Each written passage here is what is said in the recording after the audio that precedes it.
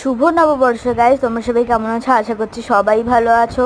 তো বাড়িতে কিন্তু আজকে একটা স্পেশাল জিনিস রান্না হচ্ছে, তো তার জন্য আমরা পেঁপে পাচ্ছি। তো তোমরা যদি বুঝতে পারো তাহলে কিন্তু আমাকে অবশ্যই কমেন্টে জানিও যে আমাদের বাড়িতে আজকে কী রান্না হবে।